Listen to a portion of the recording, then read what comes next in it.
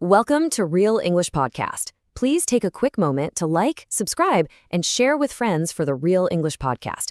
It might feel fast, but that's just how Americans talk. You'll hear it again later, so no pressure. Today, we're diving into a super practical explainer on how to describe pain naturally in English. If you've ever had to visit a doctor and didn't know what to say, you're absolutely in the right place. So think about it for a second. If you woke up right now in absolute agony, how exactly would you describe it to a doctor? Just saying it hurts really isn't going to cut it when you need help fast.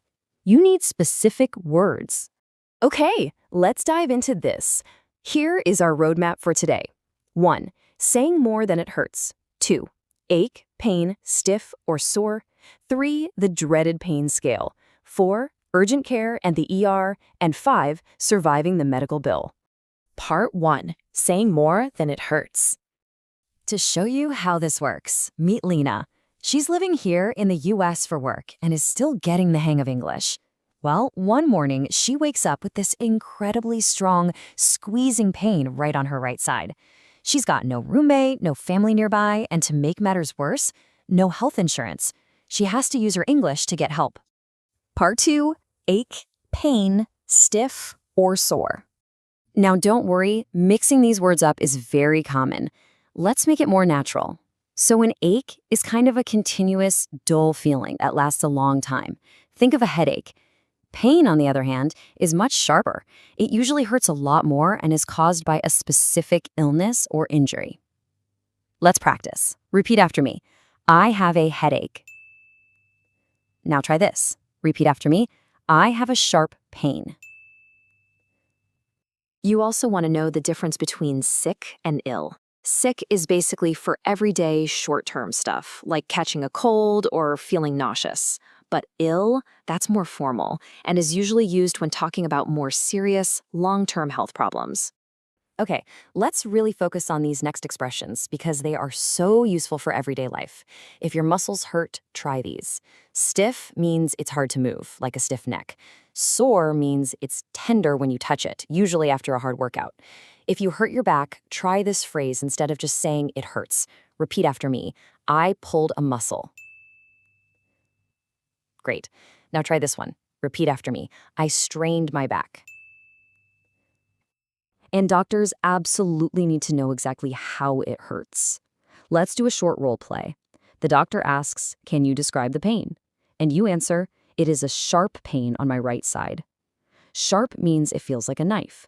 You could also say the pain is dull, throbbing like a heartbeat, or constant, meaning it literally does not stop. Part 3. The dreaded pain scale. So the doctor will almost always ask you to rate your pain on a scale from 1 to 10. Let's break this down.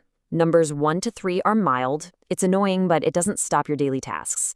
4 to 6 is moderate. It's really distracting. 7 to 10 is severe. At that level, you're pretty much disabled and can't do normal things. Honestly, if you're sitting up and talking comfortably, your pain is probably not a 10. Doctors also listen for whether the pain is acute or chronic.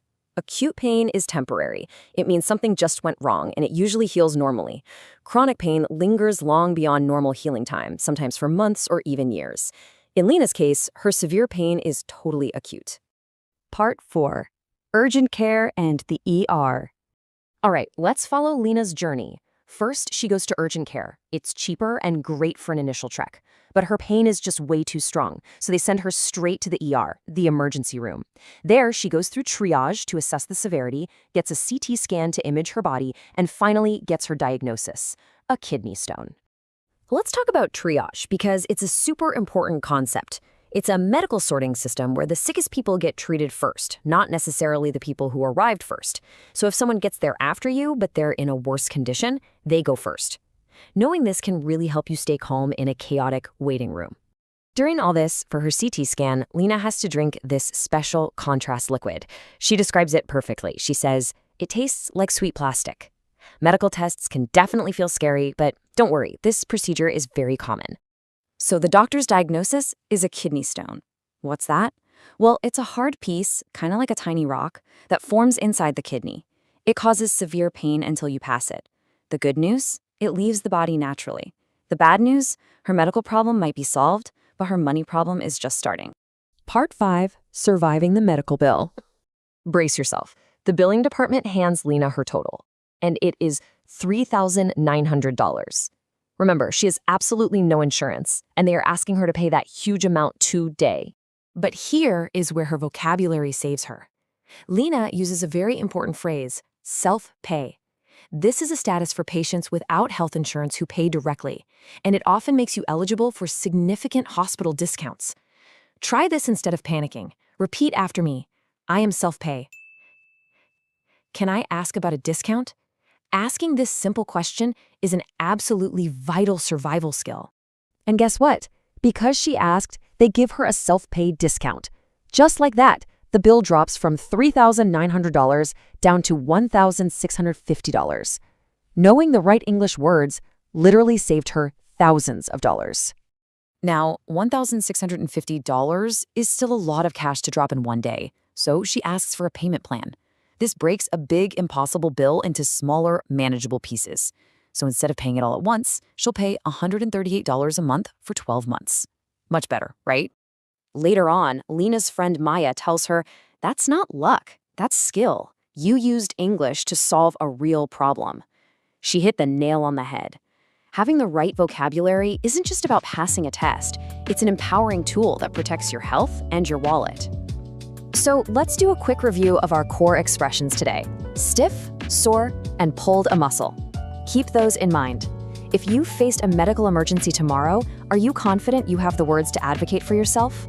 Please remember to like, subscribe, and share the Real English podcast. And if you want to review today's lesson, I uploaded a free PDF summary in the description and in the comments. Feel free to download it and study at your own pace.